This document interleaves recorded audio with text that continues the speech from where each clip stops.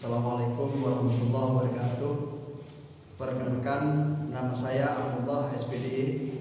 Saya mengajar mata pelajaran fikih di MI Miftahul Fujur, Waru Pamekasan, sekaligus sebagai mahasiswa PPG dalam jabatan batch 1 tahun 2025. Program studi profesi guru mapel fikih di YIN Ambon dengan nomor induk mahasiswa 20203100545. Pada hari ini Senin 12 Mei 2025, saya akan melaksanakan praktek mengajar uji kinerja dengan nomor daftar ujian 205239054 pada materi tanda-tanda usia balik, materi kelas 4 dengan model pembelajaran problem based learning. Semoga video ini bermanfaat dan selamat menyaksikan. Wassalamualaikum warahmatullahi wabarakatuh.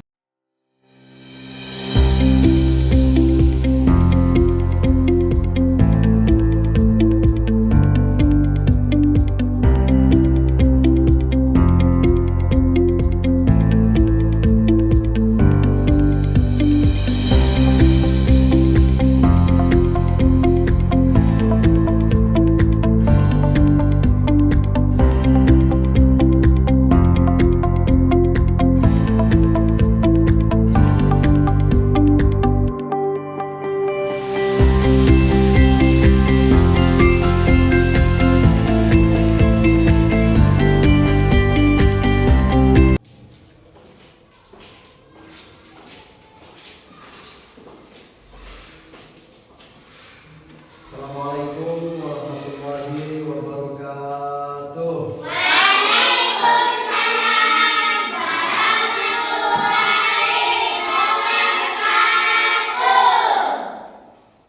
Bagaimana kabarnya hari ini anak-anak? Alhamdulillah, luar biasa.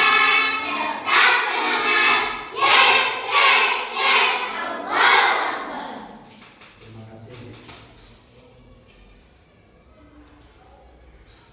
Hari ini hadir semua? Bagus. Namun sebelumnya saya akan membacakan absen terlebih dahulu ya.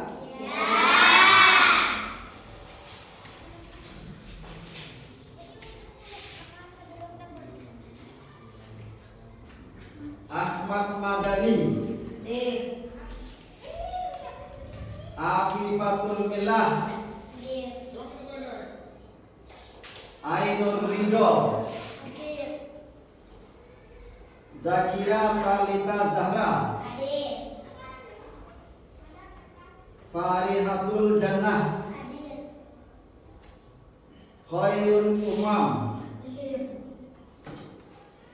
Muhammad Rehan Hidayatullah, Muhammad Sayyidul Abrorin, Qurratul Aini, Sadidah, Sofia. Baik, terima kasih.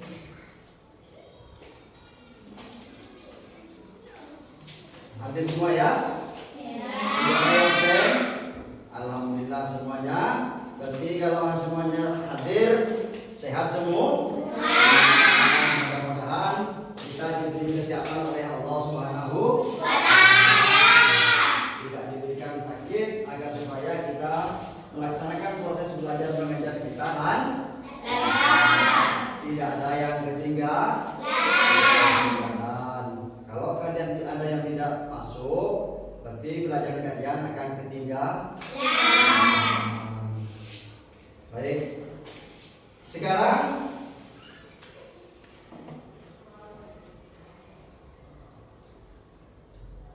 bagaimana? Siap belajar semuanya? Siap. Tetap semangat? Semangat. Tetap semangat belajar? Semangat. Baik. Biar kita ketahuan bahwasanya semangat kita kita tetap semangat, mari kita laksanakan tepuk semangat. Tepuk semangat.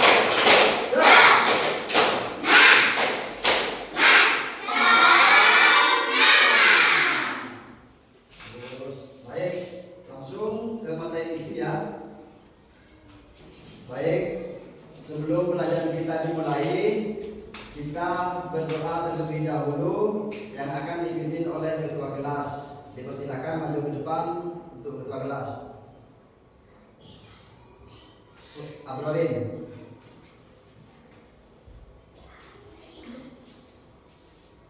Dipersilakan. Baiklah teman-teman, mari kita berdoa bersama-sama.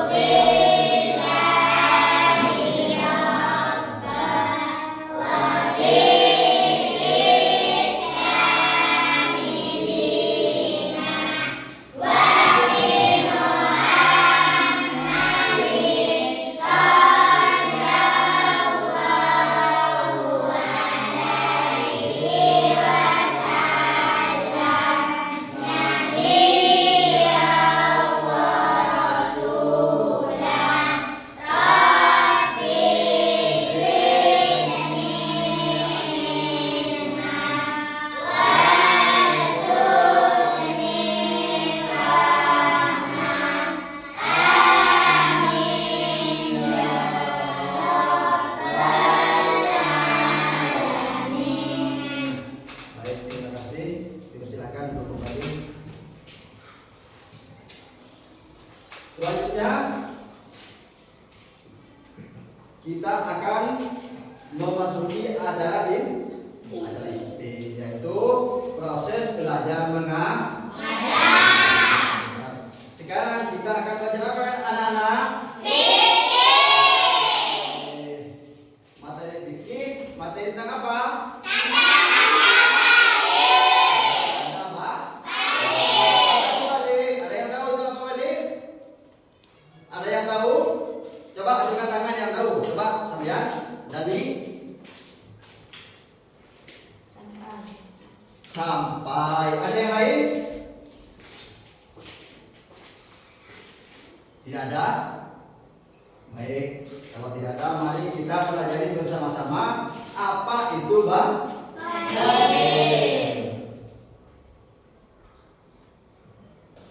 Sekarang kita akan mengetahui tujuan pembelajaran kita hari ini. Apa tujuan kita hari ini? Tujuan pembelajaran kita hari ini itu apa? Yang pertama adalah peserta didik mampu menjelaskan tanda-tanda baligh. Jadi, tujuan pembelajaran kita hari ini, peserta didik kalian semua harus tahu, bisa menjelaskan tanda-tanda baligh. Apa itu baligh? Tanda-tanda baligh itu apa saja? Nanti kita akan mempelajari bersama-sama. Baik, selanjutnya.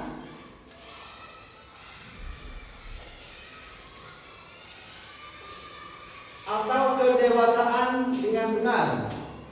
Jadi peserta didik mampu menjelaskan tanda-tanda baligh atau kedewasaan dengan benar.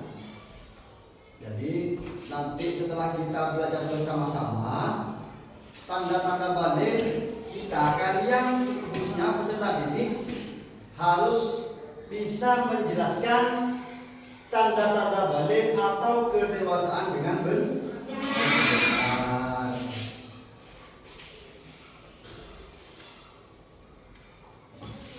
Bisa dimengerti? Bisa. Coba barangkali di antara kalian ada yang bisa menjelaskan tentang gambar ini. Sejak kapan kita akan mengenali baligh? Sejak kapan gambar ini bisa dikatakan baligh? Apakah sejak dari sini, atau di sini, atau sampai di sini? Ajukan tangan yang bisa. Ayo, yang bisa mengajukan tangan. dari mana kita akan mengalami balik? Dari gambar ini, ada yang bisa menjelaskan, ada yang bisa menunjukkan dari mana kita akan mengalami balik? Tidak ada yang bisa? Baik, kalau tidak ada yang bisa, akan saya tunjuk yang mana yang kita di dalam gambar ini, yang mana yang bisa dikatakan balik. Disinilah kita akan disebut balik. Di sini gambar ini menunjukkan bahwasanya anak bayi yang baru lahir. Kemudian yang ini setelah beberapa bulan kemudian terus tumbuh sampai yang ini baru kita akan dinamakan balik. Kita akan mengalami yang namanya balik.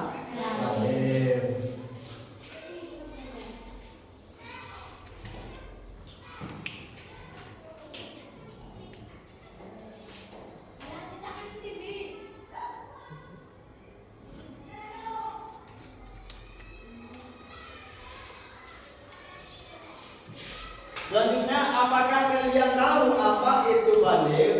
Balik menurut bahasa. Ada yang tahu? Laki-laki Dani. Anak-anak yang laki-laki Dani yang melakukan tangan setelah diberi pertanyaan seperti ini. Coba Dani. Balik itu artinya sampai menurut bahasa. Sampai ke mana? Bisa sampai ke rumah, bisa sampai ke sekolah. Itu arti balik menurut bahasa. Bisa sampai ke masjid. Itu menurut bahasa. Arti balik menurut bahasa artinya sampai. Bisa dimengerti?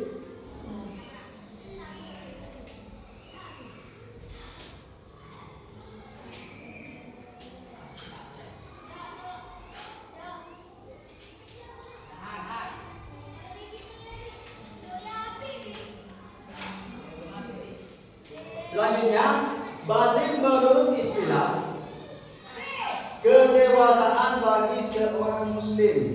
Jadi, menurut bahasa tadi dijelaskan bahwasanya balik menurut bahasa adalah sampai. Sekarang, balik menurut istilah yaitu kedewasaan bagi seorang muslim. Jadi, seorang muslim apabila sudah dewasa, maka dikatakan balik. Di sini di kelas 4 ini, apakah ada yang sudah balik? Adakah yang sudah balik di kelas 4 ini? Tidak ada. Baik. Selanjutnya,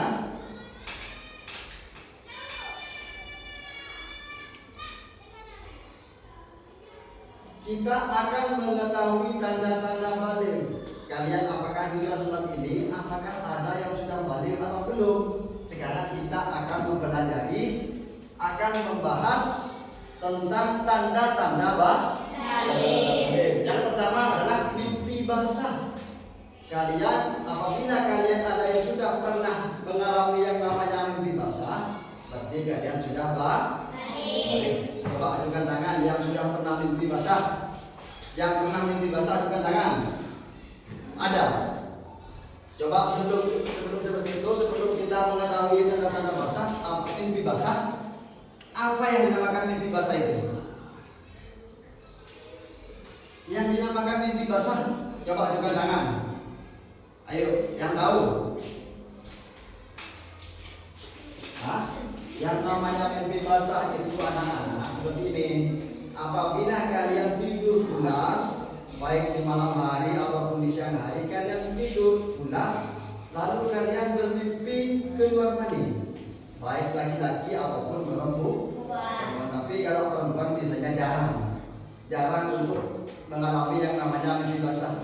Kebanyakan dari kaum laki-laki yang mengalami mimpi basah. Yang namanya mimpi basah itu adalah tidur pulas, lalu setelah ingatan kita hilang, setelah ingatan kita hilang, sudah pulas tidur, lalu kita bermimpi keluar mani. Baik dengan cara apapun keluar mani itu, dengan seperti itu, berhubungan dengan orang lain, berhubungan dengan istri, dengan istri orang sama naudzubil. Pokoknya apabila ada orang yang mengalami, ada remaja mengalami yang namanya mimpi basah, itu dinamakan balik. Itu namanya mimpi basah. Yang kedua, tanda-tanda balik yang kedua adalah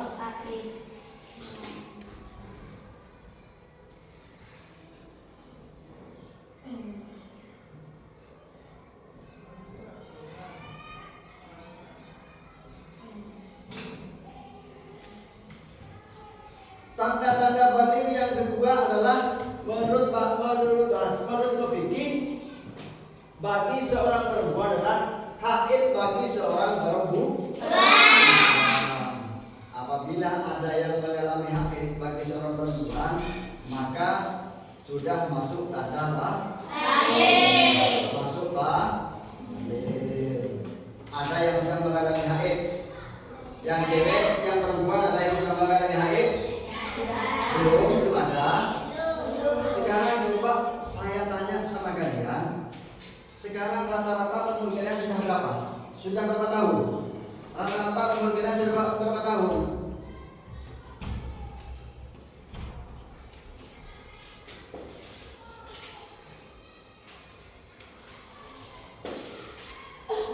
Rata-rata umur kalian sekarang masih 7 sampai 8 tahun.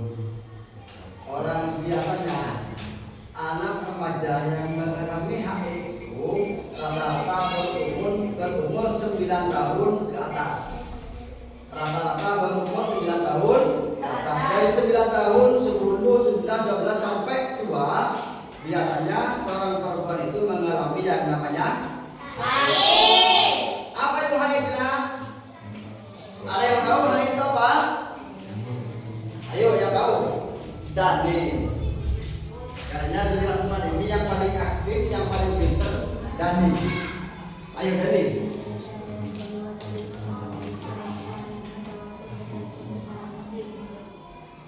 Bagaimana? Coba diulang, diperjelas, kurang keras suaranya.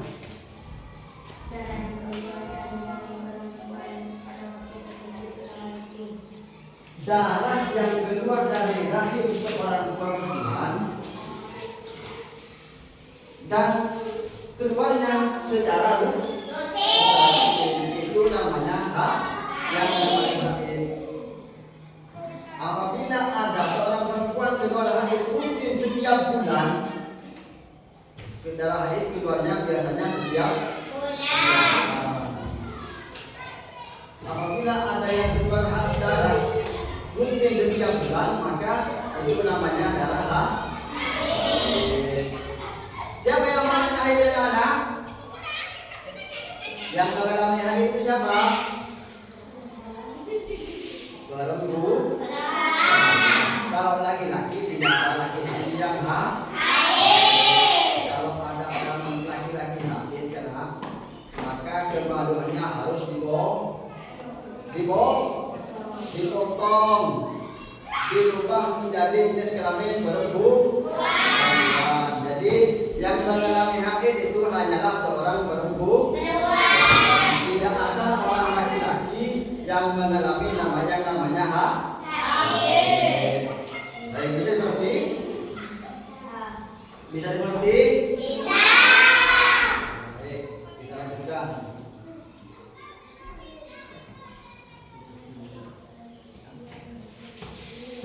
Selanjutnya tanda-tanda haid yang ketiga adalah berusia 15 tahun.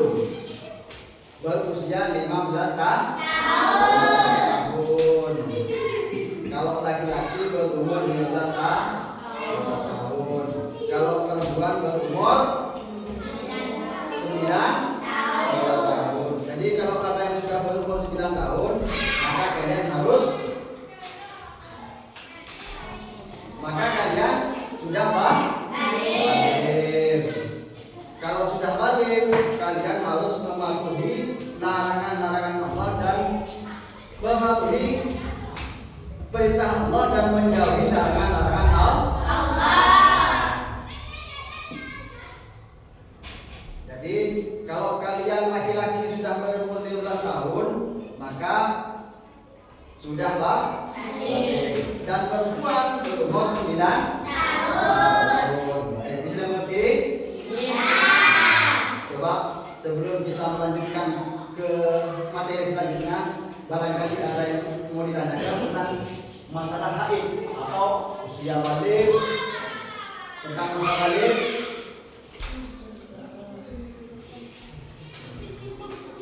Ada? Tidak ada. Baik, lanjutkan ya. Selanjutnya, orang yang mengalami mimpi basah atau haid, maka ia sedang berhadas besar. Jadi orang yang sedang haid atau sedang mimpi basah, maka orang tersebut dinamakan sedang hadas besar. Hal-hal yang tidak diperbolehkan ketika berhadas besar. Ada banyak macam hal-hal yang tidak diperbolehkan di saat kita mengalami hadas besar. Cuman di sini yang kita akan pelajari terlebih dahulu, kita akan membahas ada 3 macam yang kita akan pelajari terlebih dahulu tentang hal-hal yang tidak diperbolehkan ketika kita hadas besar. Yang pertama adalah sholat. Kalau kita sedang hadas besar, maka kita tidak boleh melaksanakan sholat. Baik sholat wajib maupun sholat sunnah. Yang selanjutnya adalah puasa. Kalau kita sedang hadas besar, kita tidak diperbolehkan melaksanakan puasa. Baik puasa sunnah maupun puasa wajib. Apalagi puasa wajib, puasa sunnah pun tidak boleh kalau kita sedang hadas besar. Selanjutnya, berdiam diri di masjid. Bagi laki-laki maupun perempuan, kalau sedang hadas besar, maka tidak boleh untuk melaksanakan, tidak boleh berdiam diri di dalam masjid. Bagaimana caranya supaya kita bisa melaksanakan 3 macam cara ini? Selanjutnya, untuk bersuci dari hadas besar dan bisa melakukan ibadah seperti sholat dan puasa, maka ia wajib mandi terlebih dahulu. Mandi setelah berhadas besar disebut mandi janabah. Jadi kalau kita sedang berhadas besar, supaya kita melaksanakan hal-hal yang dilarang oleh Allah, maka terlebih dahulu kita harus mandi besar supaya kita bisa puasa, bisa melaksanakan sholat, bisa berdiam di dalam masjid. Kita terlebih dahulu mandi besar, disebut mandi janabah. Mandi besar itu disebut dengan mandi janabah. Mandi sesudah apa itu? Mimpi basah atau kalau janabah, kalau junub yang dikatakan junub, mimpi basah atau keluar mandi dari kemaluan seorang laki-laki dan seorang perempuan. Bisa dimengerti?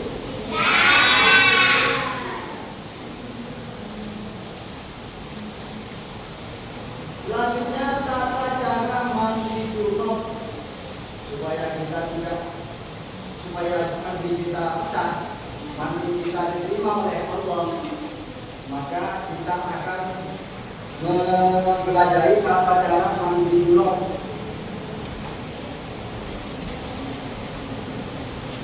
Niat mandi junub. Sebelum kita mandi, kita berniat terlebih dahulu. Selanjutnya mencuci kedua telapak tangan. Selanjutnya lagi mencuci alat kelamin kelamin kita sebelum kita mandi, sebelum kita bermandi besar, maka alat kelamin kita terlebih dahulu itu dibersihin, baik laki-laki ataupun perempuan.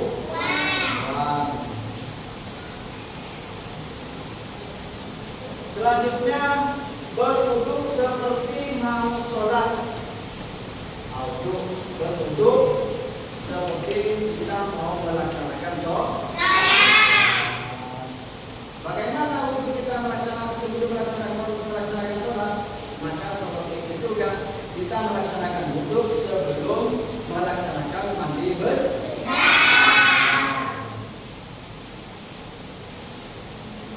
selanjutnya menyela-nyela rambut kita.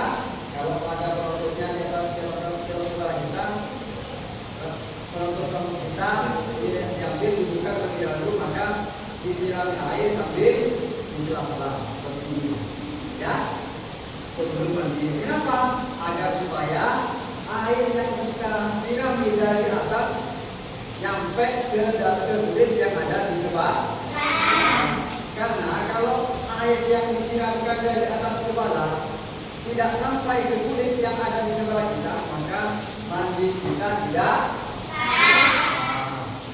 Jadi seluruh anggota tubuh yang ada di badan kita harus terkena air saat kita mandi besar.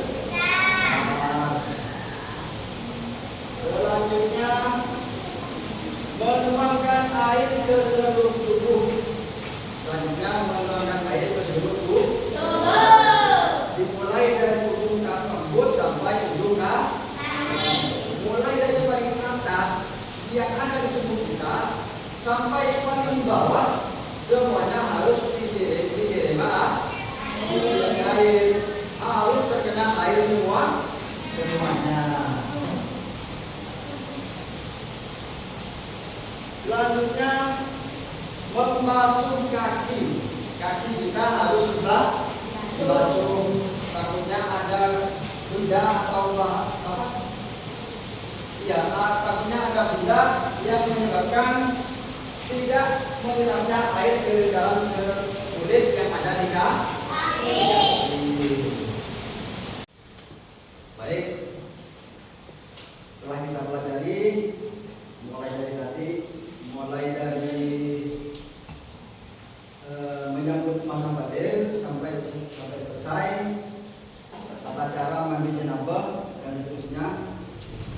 Mungkin pelajaran kita kali ini sudah selesai. Namun sebelum kita mengakhiri pelajaran kali ini, saya akan memberikan tugas kepada kalian menjadi 3 kelompok, berbentuk kelompok menjadi 3 kelompok. Baik, silakan untuk anak-anak dibentuk kelompoknya seperti yang telah saya tentukan kemarin. Dipersilakan untuk kelompok.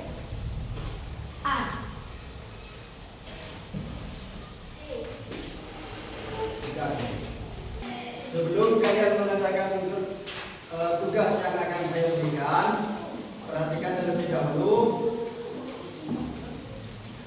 tata cara mengerjakan tugas yang akan saya berikan. Setiap peserta didik diminta untuk membuat kelompok kerja dengan jumlah 5 orang per kelompok. Sudah cukup ya? 5 orang. Setiap kelompok diminta untuk mengamati PPT, menyelesaikan permasalahan yang telah selesai, presentasikan hasil diskusinya di depan kelas per kelompok. Kemudian kelompok lain diminta untuk berdiskusi mengamati hasil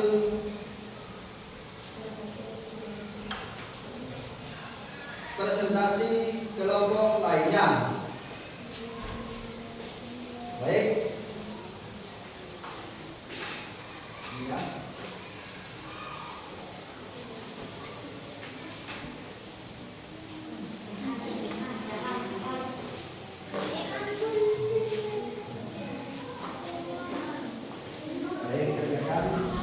didiskusikan bersama-sama.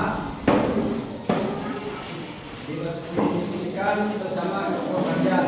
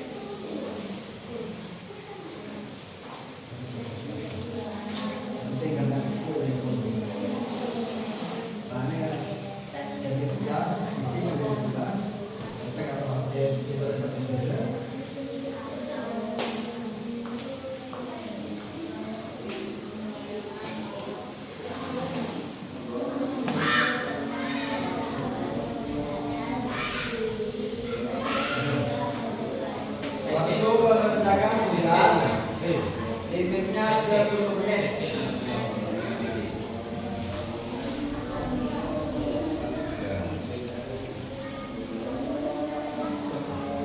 Waktu mengerjakan tugas sudah selesai. Selanjutnya, ketua kelompok dipersilakan maju ke depan untuk mempresentasikan hasil diskusi kalian bersama kelompok kalian. Dipersilakan maju ke depan. Semua ketua kelompok maju ke depan. Satu-satu.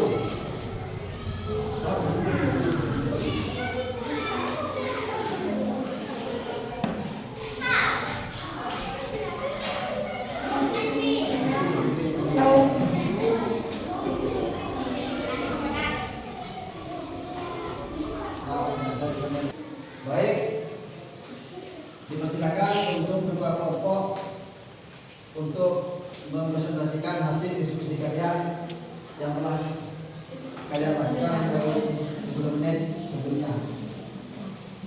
Dipersilakan untuk dipresentasikan.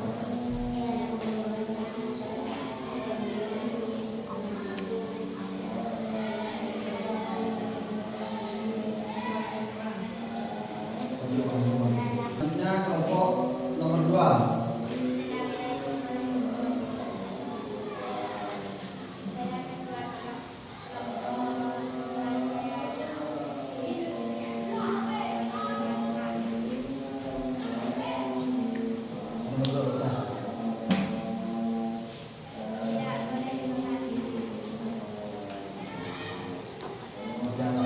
Selanjutnya dilanjutkan dengan kelompok 3 untuk mempresentasikan hasil diskusinya. Dipersilakan.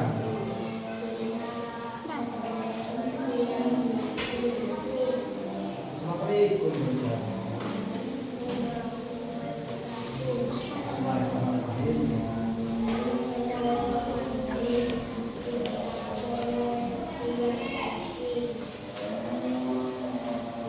Terima kasih kepada semua ketua kelompok yang telah mempresentasikan hasil diskusinya. Dipersilakan kembali kepada tempatnya masing-masing.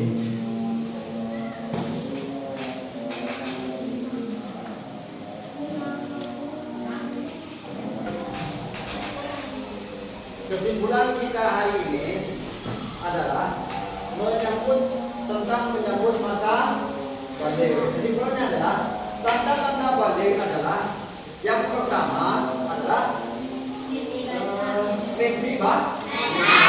Yang kedua, yang ketiga berusia 15 tahun atau lebih. Baik, itulah pelajaran kita hari ini. Mudah-mudahan bermanfaat. Amin ya rabbal alamin. Namun sebelum kita menutup pelajaran kita hari ini, alangkah baiknya kita berdoa terlebih dahulu.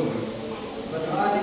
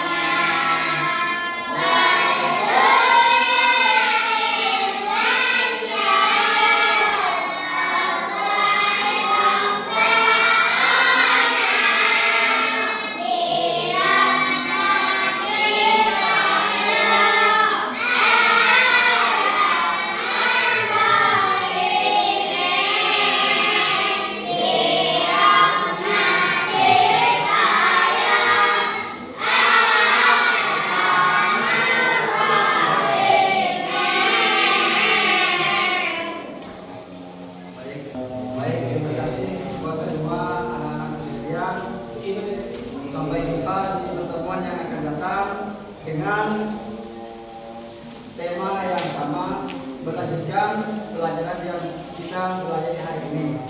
Sekian, terima kasih. Wabillahi taufiq wal hidayah. Wassalamualaikum warahmatullahi wabarakatuh.